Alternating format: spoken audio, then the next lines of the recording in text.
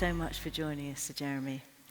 I'm very lucky because we've worked with GCHQ as a charity for a few years now, and I know how much you value dyslexic thinking in your organisation. So much so that GCHQ recruits 4 times as many dyslexics into its apprentice scheme than any other. Why do dyslexics make great spies? Look, thanks. Thanks, Kate. I have to say, coming into a big sign that says Spies, I usually try and go a bit more undercover than that. But I know many of you will be disappointed I didn't turn up in Aston Martin, but it turns out that spying, keeping the country safe, is all about how you get the right mix of minds to come together to solve the seemingly impossible.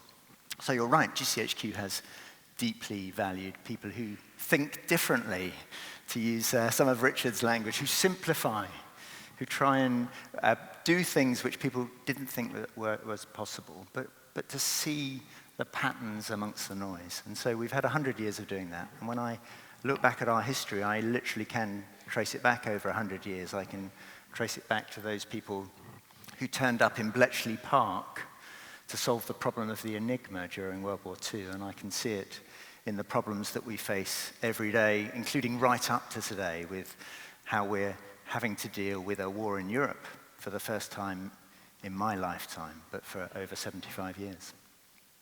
I'm really fascinated to know what you think the impact of AI is going to be on intelligence.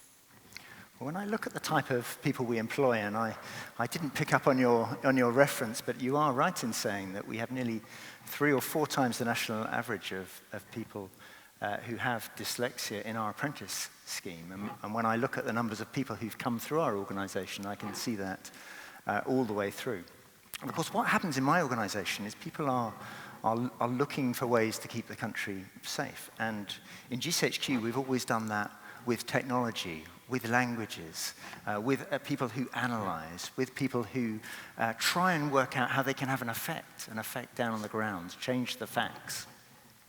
And when you look then at a technology like artificial intelligence or machine learning, I've been sitting here today right up there, listening to panelist after panelist say how important it is. And I think that's right.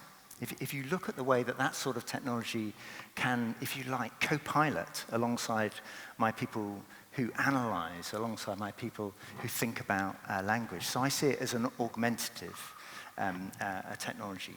But I don't think we should be under any illusions.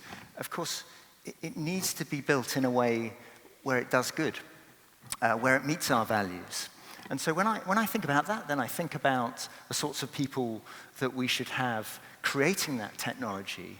And that means there's a place for people who think differently, with the neurodiverse characteristics, which Richard didn't like the label, but we're stuck with it a bit. But that sense of having people who think differently, helping to form and shape the technology, that's a real positive view as well. There is a bit of a darker side to it. And of course, our adversaries will use the same technologies.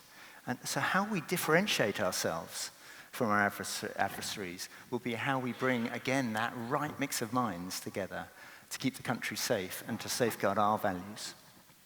Technology is obviously increasingly going to be a threat towards security.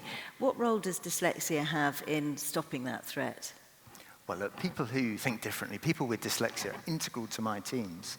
And when I see dyslexic people in my teams, then they are team players. They can see through the noise to see the facts. They are really good at simplifying.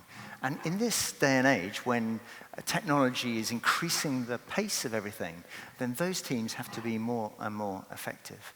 So I deliberately go out and look for people who think differently. We deliberately try and create teams and value people who think differently. It's not just about attracting those sorts of people into our workforce.